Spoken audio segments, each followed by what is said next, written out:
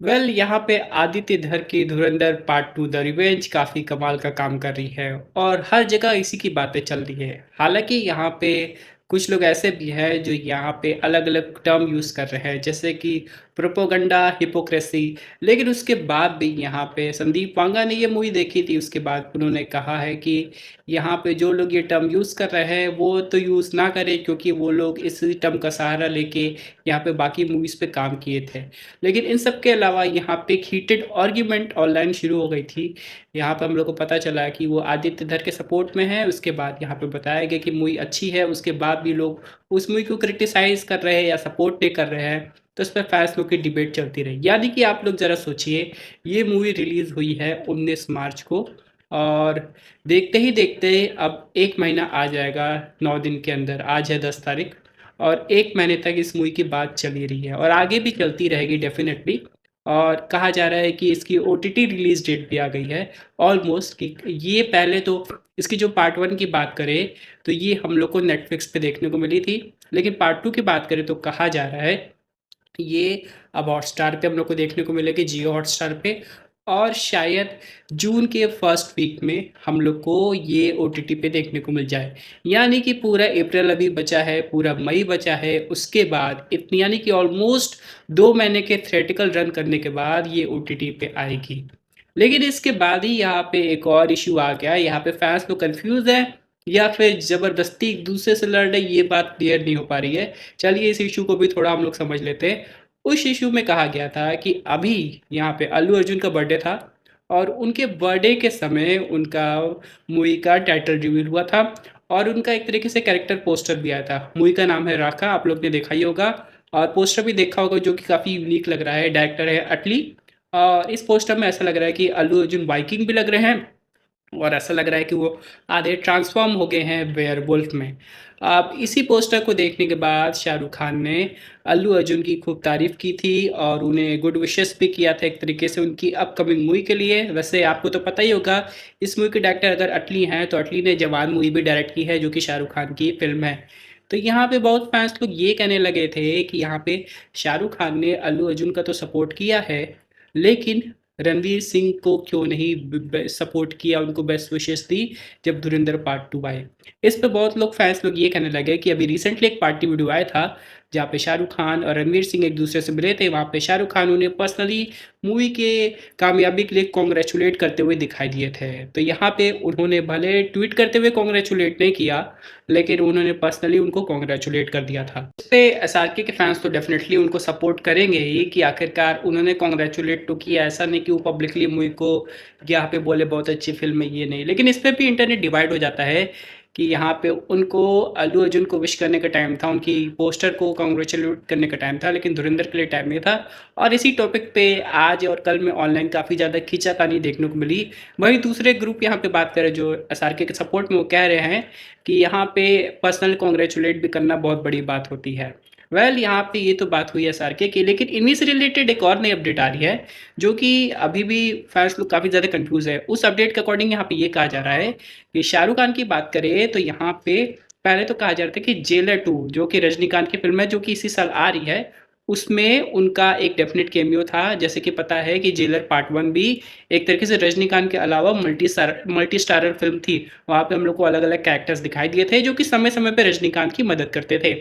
उसके बाद क्या हुआ, यहाँ पे जेलर 2 आने वाली है, ऑलरेडी अनाउंस हो गई है, इसका टीज़र हम लोग ने देखा है और अभी मेन टीज़र तो आना बाकी है। और कहा जाता है कि शाहरुख खान की एंट्री होगी, जो कि रजनीकांत के पुराने दोस्त होंगे, जो कि उनकी मदद करेंगे किसी मुसीबत में।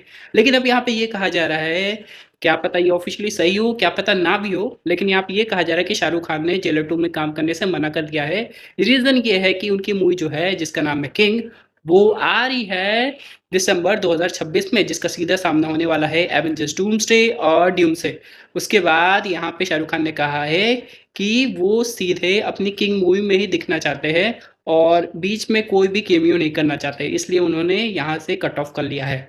वैसे अगर ऐसी बात होगी तो यहाँ पे फैन्स लोग को शाहरुख खान का कैमियो नहीं देखने को मिलेगा, लेकिन इसके पीछे की सच्चाई क्या है वो हम लोग को कुछ दिन में और क्लियर आउट होती हुई नज़र आएगी। वहीं हम लोग शाहरुख खान के फैन्स की बात करें तो उनका यहाँ पे ये मानना है कि अगर शाहरुख खान का कैमियो यहाँ पे जेलर 2 में होता तो उनके लिए ही फ़ायदे की बात होती, क्योंकि इस तरह से उनके कैरेक्टर की हाइप ऑलरेडी बढ़ जाती है और किंग का भी इनडायरेक्ट वे में प्रमोशन हो जाता। लेकिन ऐसा नहीं है, क्योंकि अगर ज़रा सोचिए शाहरुख खान का जो लुक है यहाँ पे, उनका जो अगर किंग वाला लुक देखे होंगे तो उनका जो बाल है वो ग्रे कलर का हो गया है, ग्रेइश व्हाइटिश हो गया है, ठीक है?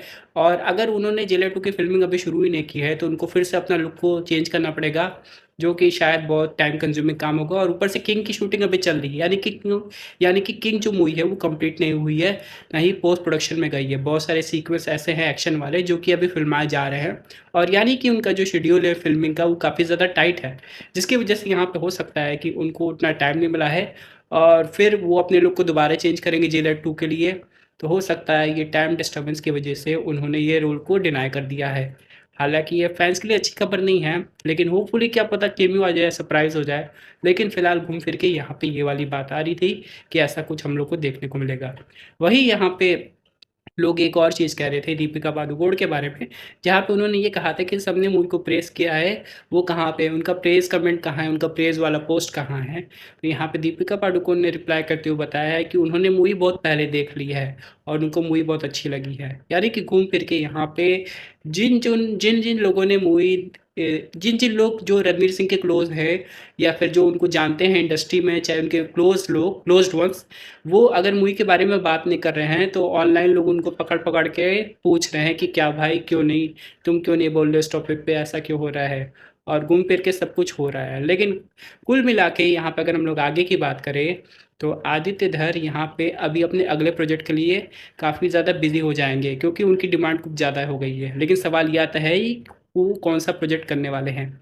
क्या वो रणवीर सिंह को लेके कोई एक हिस्टोरिकल प्रोजेक्ट करने वाले हैं? कहा जा रहा है कि चंद्रगुप्त मौर्य से रिलेटेड कुछ प्रोजेक्ट होने वाला है, या फिर वो अपने ड्रीम प्रोजेक्ट अश्वत्थामा पे फ़ोकस करेंगे, जिसमें वो किसी और एक्टर को हो सकता है कास्ट करें। लेकिन कुल मिला के यहाँ पे चीज़ें ऐसी हो रही है कि यहाँ पे उनकी डिमांड काफ़ी ज़्यादा बढ़ गई है। यानी कि यहाँ पे इंटरनेट एक तरीके से कंप्लीटली डिवाइड हो गया है कि यहाँ पे अगर कोई किसी चीज़ की तारीफ़ नहीं करता है तो लोग उसको पकड़ के पूछते हैं कि अगर वो उस बंदा उस पर्टिकुलर टॉपिक की तारीफ़ नहीं कर रहा तो डेफ़िनेटली उसे उस टॉपिक से प्रॉब्लम हो सकती है। यहाँ पे ये परसेप्शन धीमे-धीमे इंटरनेट पे आ रहा है, या फिर उन लोग का कोई और असम्पशन होगा। उन लोग को लग रहा होगा कि ये मूवी बॉलीवुड में आके इतनी आगे इतनी जल्दी कैसे बढ़ गई है, जिसकी वजह से जेलसी एक फैक्टर हो सकता है, जिसकी वजह से वो लोग कमेंट नहीं कर रहे हैं।